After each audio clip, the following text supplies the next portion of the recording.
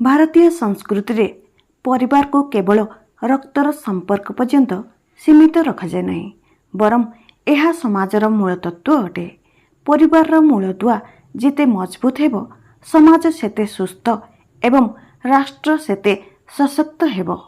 ଏହି କାରଣ କି ଆମର ଋଷିମୁନି ଓ ଆଚାର୍ଯ୍ୟ ପରିବାର ଓ ପରିବାରର ମୁରବୀଙ୍କ କର୍ତ୍ତବ୍ୟକୁ ଅଧିକ ମହତ୍ତ୍ୱ ଦେଇଛନ୍ତି। ଚାଣକ୍ୟ, ଯାହାଙ୍କୁ ଆଚାର୍ଯ୍ୟ ବିଷ୍ଣୁଗୁପ୍ତ ମଧ୍ୟ କୁହାଯାଏ, ନା କେବଳ ରାଜନୀତିର ମହାନ ଆଚାର୍ଯ୍ୟ ଥିଲେ ବରଂ ପରିବାର ଓ ଜୀବନ ପ୍ରବନ୍ଧନର ବି ଅଦ୍ଭୁତ ଜ୍ଞାତା ଥିଲେ। ତାଙ୍କ ଚାଣକ୍ୟ ନୀତି ଓ ଅର୍ଥଶାସ୍ତ୍ରରେ ଜୀବନ, ସମାଜ, ରାଜ୍ୟ ଓ ପରିବାର ପାଇଁ ଅନେକ ସୂତ୍ର ଦିଆଯାଇଛି। ଏହି ଭିଡ଼ିଓରେ ଆମେ ଜାଣିବା କି ଚାଣକ୍ୟ ପରିବାର ଓ ତାହାର ମୁରବୀଙ୍କ କର୍ତ୍ତବ୍ୟ ବିଷୟରେ କ'ଣ କହିଛନ୍ତି। ତାହା ସହ କିଛି ଉଦାହରଣ ଓ ସେହି ସମ୍ବନ୍ଧୀୟ ଛୋଟ କାହାଣୀ ମଧ୍ୟ ଶୁଣିବା। ଯଦି ଆପଣଙ୍କୁ ଭିଡ଼ିଓଟି ଭଲ ଲାଗିବ like, comment and share and subscribe କରିବେ। ତେବେ ଚାଲନ୍ତୁ ଜାଣିବା ସେହି ବିଷୟରେ। ପ୍ରଥମ, ପରିବାର ସମାଜର ପ୍ରଥମ ପାଠଶାଳା। ଚାଣକ୍ୟ କହିଛନ୍ତି କି ଯଦି ସମାଜକୁ ମଜବୁତ କରିବାକୁ ଚାହୁଁଛନ୍ତି ତ ପ୍ରଥମେ ପରିବାରକୁ ମଜବୁତ କରନ୍ତୁ। ଶିଶୁ ସର୍ବପ୍ରଥମେ ଯେଉଁ ଶିକ୍ଷା ଗ୍ରହଣ କରିଥାଏ ତାହା ପରିବାରରୁ ହୋଇଥାଏ। ମା ଠାରୁ ସଂସ୍କାର, ପିତା ଠାରୁ ଅନୁଶାସନ ଆଉ ବଡ଼ ଗୁରୁଜନମାନଙ୍କଠାରୁ ଅନୁଭବ ପାଇଥାଏ। ଯଦି ପରିବାରରେ ଉଚିତ ବାତାବରଣ ହେବ ତ ସନ୍ତାନର ଭବିଷ୍ୟତ ଉଜ୍ଜଳ ହେବ। ଯେପରି ଚାଣକ୍ୟ ନିଜେ ସାଧାରଣ ପରିବାରରୁ ଥିଲେ।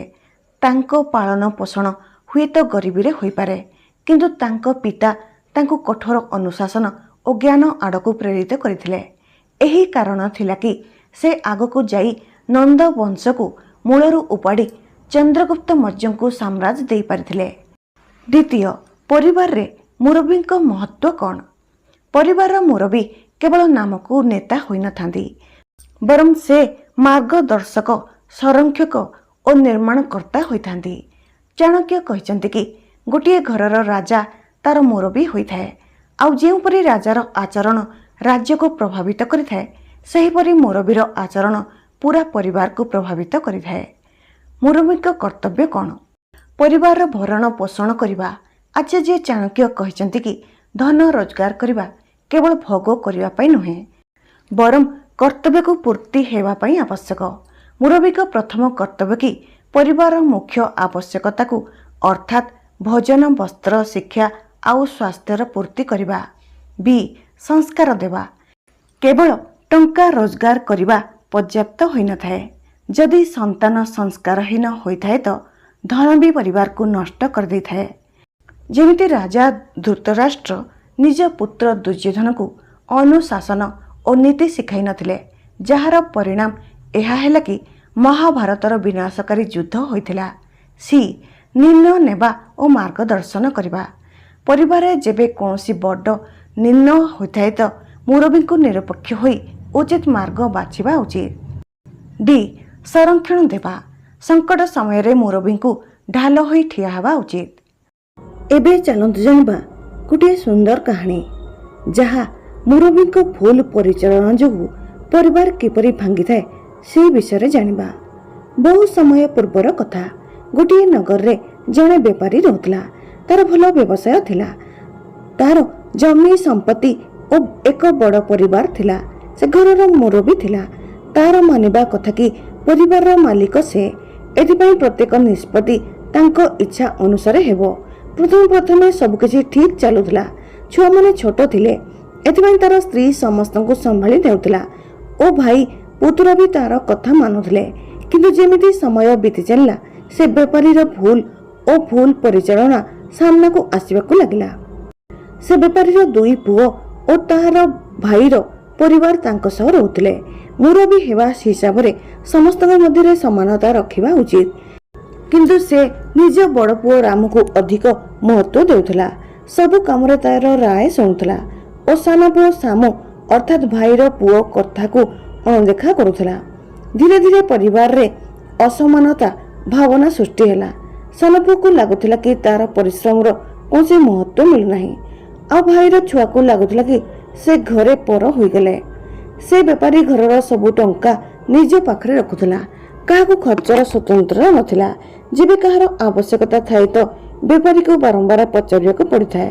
ସେ ବେପାରୀ ଗୋଟିଏ ପୁଅକୁ ଅଧିକ ଟଙ୍କା ଦେଇଥାଏ, ଆଉ ଗୋଟିଏ ପୁଅକୁ ପରେ ଦେବା କହି ଟାଳି ଦେଇଥାଏ। ପରିଣାମ ଏହା ହେଲା କି ପରିବାରର ଲୋକ ଲୁଚି ଲୁଚି ଟଙ୍କା ରଖିବାକୁ ଲାଗିଲେ। ପରସ୍ପର ଭିତରେ ବିଶ୍ୱାସ ନଷ୍ଟ ହୋଇଗଲା ଓ ସମସ୍ତଙ୍କୁ ଏହା ଲାଗିଲା କି ମୁରବୀ କେବଳ ନିଜ ସ୍ୱାର୍ଥ ପାଇଁ ଧନ ବାଣ୍ଟୁଛନ୍ତି।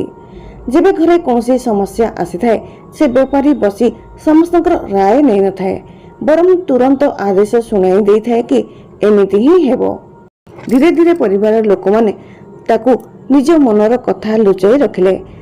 ସାନ ପୁଅ ଓ ଭାଇର ପୁଅ ନିଜ ନିଷ୍ପତ୍ତି ନିଜେ ନେବା ଆରମ୍ଭ କରିଦେଲେ। ବେପାରୀ ଓ ପରିବାର ମଧ୍ୟରେ ଦୂରତ୍ୱ ବଢ଼ିବାକୁ ଲାଗିଲା। ବେପାରୀର ସ୍ତ୍ରୀ ତାକୁ ବାରମ୍ବାର ବୁଝାଇ କହିଲା କି ଘର ପ୍ରେମ ଓ ବିଶ୍ୱାସରେ ଚାଲିଥାଏ, କେବଳ ଆଦେଶ ଝାଡ଼ିବାରେ ନୁହେଁ। କିନ୍ତୁ ବେପାରୀ ତାର ସ୍ତ୍ରୀର କଥାକୁ ଅଣଶୁଣା କରିଦିଏ। ତାକୁ ଲାଗିଥାଏ କି ସମସ୍ତେ ତାଙ୍କ ରୋଜଗାର ଖାଉଛନ୍ତି, ଏଥିପାଇଁ ସମସ୍ତଙ୍କୁ ତାର କଥା ମାନିବା ଉଚିତ।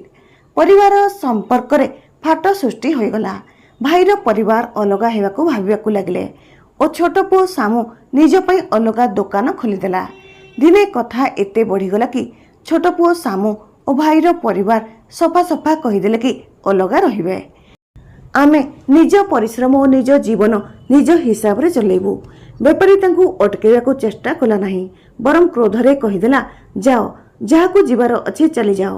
ମୁଁ ମୋର ବଡ଼ ପୁଅ ରାମୁର ସାହାରାରେ ସବୁ ସମ୍ଭାଳି ନେବି। ପରିଣାମ ଏହା ହେଲା କି ପରିବାର ଭାଙ୍ଗିଗଲା, ଘରର 3 ଭାଗ ହୋଇଗଲା, ବେପାର ବି ଭାଗ ହୋଇଗଲା, ଆଉ ସେହି ସମୃଦ୍ଧ ପରିବାର ଧୀରେ ଧୀରେ ସାଧାରଣ ହୋଇଗଲା। ସମୟ ବିତି ଚାଲିଲା। ବେପାରୀ ବୁଢ଼ା ହୋଇଗଲା। ବଡ଼ ପୁଅ ସହ ବି ତାର ମତଭେଦ ହେବାକୁ ଲାଗିଲା। କାହିଁକି ନା କେବଳ ଗୋଟିଏ ଭାବନା କି କେବଳ ମୋ କଥା ରହିବ। ସେଠାରେ ବି ସମସ୍ୟା ବଢ଼ିଗଲା। ଶେଷରେ ସେ ଏକୁଟିଆ ହୋଇଗଲା। ତାକୁ ସେତେବେଳେ ବୁଝା ପଡ଼ିଲା କି ପରିବାରର ପ୍ରକୃତ ଶକ୍ତି କେବଳ ଟଙ୍କା ନୁହେଁ, ବରଂ ସମାନତା, ବିଶ୍ୱାସ ଓ ସମ୍ବାଦ ହୋଇଥାଏ। ଏହି କାହାଣୀରୁ ଏହା ସ୍ପଷ୍ଟ ହୋଇଥାଏ କି ଯଦି ଘରର ମୁରବୀ ଉଚିତ ପରିଚାଳନା କରନ୍ତି ନାହିଁ, ସମସ୍ତଙ୍କୁ ସମାନ ମହତ୍ତ୍ୱ ଦିଅନ୍ତି ନାହିଁ, ଧନ ଓ ଦାୟିତ୍ୱରେ ସନ୍ତୁଳନ ନ ରଖିଲେ, ସମସ୍ତଙ୍କ ରାୟ ଓ ଭାବନାକୁ ନ ଶୁଣିଲେ, ଧୀରେ ଧୀରେ ମୂଳଦୁଆ ଦୁର୍ବଳ ହୋଇଯାଏ ଆଉ ଶେଷରେ ଘର ଭାଙ୍ଗିଯାଏ। ଏହି କାହାଣୀ ଏହା ଶିଖାଇଥାଏ କି ଘରର ମୁରବୀ କେବଳ ନାମକୁ ନୁହେଁ, ବରଂ ବ୍ୟବହାର ଓ ନିର୍ଣ୍ଣୟରେ ପରିବାରକୁ ଯୋଡ଼ି ରଖିବା ବ୍ୟକ୍ତି ହେବା ଆବଶ୍ୟକ। ଚାଣକ୍ୟଙ୍କ ଅନୁସାରେ ମୁରବୀଙ୍କ ପାଇଁ ଆବଶ୍ୟକ ଗୁଣ। ଚାଣକ୍ୟ ନୀତିରେ କୁହାଯାଇଛି କି ଯେଉଁ ଘରେ ସ୍ତ୍ରୀମାନଙ୍କର ସମ୍ମାନ ହୋଇନଥାଏ ସେଠାରେ ଦେବତା ମଧ୍ୟ ରୁହନ୍ତି ନାହିଁ। ଯେଉଁ ପରିବାରର ମୁରବୀ ପରିଶ୍ରମୀ, ସଚ୍ଚୋଟ ଓ ନ୍ୟାୟପ୍ରିୟ ହୋଇଥାନ୍ତି ସେଠାରେ ସବୁବେଳେ ସୁଖ ଶାନ୍ତି ରହିଥାଏ। ଆବଶ୍ୟକ ଗୁଣ: ଧୈର୍ଯ୍ୟ, ସଂଘର୍ଷରେ ଶାନ୍ତ ରହିବା, ଅନୁଶାସନ, ନୀତି ନିୟମ ସ୍ଥାପନ କରିବା, ସମାନ ଦୃଷ୍ଟି, ସମସ୍ତଙ୍କ ସହ ନ୍ୟାୟ କରିବା, ପରିଶ୍ରମ, ନିଜେ କର୍ମଠ ହେବା, ଦୂରଦର୍ଶିତା, ଭବିଷ୍ୟକୁ ଦେଖି ନିର୍ଣ୍ଣୟ ନେବା। ଉଦାହରଣ: ମହାନ ସମ୍ରାଟ ଚନ୍ଦ୍ରଗୁପ୍ତ ମୌର୍ଯ୍ୟ ଯେବେ ବାଳକ ଥିଲେ ତ ଚାଣକ୍ୟ ତାଙ୍କ ଅଭିଭାବକ ଆଉ ଗୁରୁ ପରି ମୁରବୀର ଦାୟିତ୍ୱ ତୁଲାଉଥିଲେ। ସେ ନା କେବଳ ତାଙ୍କୁ ଶିକ୍ଷା ଦେଲେ, ବରଂ ତାଙ୍କୁ କଠିନ ସମସ୍ୟାରୁ ବଞ୍ଚାଇଥିଲେ ଓ ଉଚିତ ନିର୍ଣ୍ଣୟ ନେବା ପାଇଁ ଶିଖାଇଥିଲେ।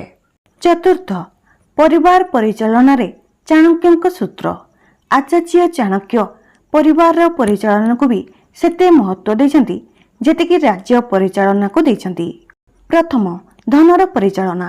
ଚାଣକ୍ୟ କହିଛନ୍ତି କି ଧନର ଉପଯୋଗ କେବଳ ସଂଗ୍ରହ କରିବା ପାଇଁ ନୁହେଁ, ବରଂ ସଙ୍କଟ, ଶିକ୍ଷା ଓ ଧର୍ମ ପାଇଁ ହେବା ଉଚିତ। ପରିବାରର ମୁରବୀ ଯଦି କେବଳ ଖର୍ଚ୍ଚ କରିଚାଲିବେ ତ ପରିବାର ସଙ୍କଟରେ ବୁଡ଼ିଯିବ। ଯେପରି ନନ୍ଦ ବଂଶର ରାଜା କେବଳ ବିଳାସ ବ୍ୟସନରେ ଧନ ଉଡ଼ାଉଥିଲେ ଆଉ ଶେଷରେ ତାଙ୍କ ରାଜବଂଶ ସମାପ୍ତ ହୋଇଗଲା। ଦ୍ୱିତୀୟ, ସମୟର ପରିଚାଳନା। ଯିଏ ସମୟର ସମ୍ମାନ କରିନଥାଏ, ସମୟ ତାଙ୍କର ସମ୍ମାନ କରିନଥାଏ। ମୁରବୀଙ୍କୁ ପରିବାର ସହ ସମୟ ବିତାଇବା ଉଚିତ। ଛୁଆ ଓ ସ୍ତ୍ରୀକୁ ସମୟ ଦେବା ଆବଶ୍ୟକ। ତୃତୀୟ, ସ୍ତ୍ରୀର ସମ୍ମାନ। ଚାଣକ୍ୟ କହିଛନ୍ତି କି ସ୍ତ୍ରୀ ଘରର ଲକ୍ଷ୍ମୀ ହୋଇଥାଏ। ତାଙ୍କ ସମ୍ମାନ କରିଲେ ଘରକୁ ସମୃଦ୍ଧି ଆସିଥାଏ। ମୁରବୀଙ୍କୁ ଏହା ଧ୍ୟାନ ରଖିବା ଉଚିତ କି ପରିବାରର ସ୍ତ୍ରୀମାନଙ୍କର ଆଦର ସମ୍ମାନ ହେବା ଆବଶ୍ୟକ। ଚତୁର୍ଥ, ଶିକ୍ଷା ଓ ସଂସ୍କାର। ଶିକ୍ଷା ସବୁଠାରୁ ବଡ଼ ଧନ ହୋଇଥାଏ। ମୁରବୀ ସନ୍ତାନକୁ ଶିକ୍ଷା ଓ ସଂସ୍କାର ଦେବାର ଦାୟିତ୍ୱ ତୁଲାଇବା ଉଚିତ। पंचम, परिवार मुरबी भूल और तार परिणाम। चाणक्य बारंबार चेताई कि जदि परिवार मुरबी निज कर्तव्यर उपेक्षा करती तो परिणाम विनाशकारी हो पारे। जेपरी महाभारत युद्ध यही कारण होइथिला कि धृतराष्ट्र मुरबी होई भी अन्याय को अटकाइले नहीं। जेपरी रामायण रे कैकेयी अनुचित वर मागिथिले किंतु राजा दशरथ दृढ़ता देखाई नथिले, फल परिवार भांगीगला। थरे चाणक्य केउठाकू जाउथिले, से बाटरे एक गरीब महिला को देखिले जी निज छुआ पाई खेचुड़ी प्रस्तुत करुथला। छुआटी खेचुड़ी शीघ्र शीघ्र खाइबाकू लागिला, आउ पाटी पोड़ी होइगला। तार माँ ताकू बुझाई कहिला, पुत्र सबुबले कड़रू खाइबा उचित, मझिरु खाइले हाथ पड़ी होइजिवो। चाणक्य एही कथाकू सुनिले और भाबिले कि राज्य को मध्य एहीपरि संभाळिबा उचित। प्रथमे सीमा को मजबूत करबा आवश्यक, ना कि राजधानी उपरे ध्यान देबा। एही प्रसंगरु चाणक्य रणनीति शिखिले आ नंद वंश को हराई चंद्रगुप्त को साम्राज्य देथिले। एथिरु एही शिक्षा मिलिथाय कि परिवार मुरबी को छोट छोट समस्या को प्रथमे समाधान करबा आवश्यक, तेबे जाई बड़ समस्यार समाधान हेबो। एबे जानिबा आजिर एही आधुनिक जीवन रे चाणक्यଙ୍କ सूत्र। आजिर समय रे भी चाणक्यଙ୍କ नीति सेते प्रासंगिक अटे जेतिकी पूर्वरु थिला। जदि मुरबी केवल टंका रोजगार करिवे किंतु परिवार को समय देबे नहीं तो परिवार भांगी जाई पारे। जदि मुरबी पक्षपाती होइथिबे तो भाई भाई रे शत्रुता होई पारे। जदि मुरबी दूरदर्शी होई नथिबे तो भविष्यत संकट रे पड़ी पारे। जेपरी बड़ बड़ कंपनी रो मालिक जेबे निज परिवार रे समानता और शिक्षार ध्यान रखी न थांती तो उत्तराधिकारी लड़ाई रे परिवार भांगी जाए। किंतु जो मुरबी छुआ को संस्कार शिक्षा और दायित्व दे थांती तांका परिवार पीढ़ी पर पीढ़ी सफल होता है। चाणक्य कहवा कथा कि परिवार मुरबी केवल धन रोजगार करुवा व्यक्ति नुहे, बरं संस्कार मार्गदर्शन और न्याय प्रिय हेबा आवश्यक। जदि घरर मुरबी निज कर्तव्यर पालन करती तो परिवार सुख शांति और समृद्धि रही है। किंतु जदि से एथिरे अवहेला करती तो महाभारत परि विनाश भी संभव हो पारे। चाणक्य कहते कि जो घरर मुरबी न्याय प्रिय परिश्रमी और अनुशासित होइथांती सेठारे धन धर्म और संतान तीनोटीर कल्याण होता है। आजिर भिडियोटी आपन को किपरि लागला कमेंट करी जणांतु। भिडियो भल लागिले like comment share and subscribe करंतु। धन्यवाद।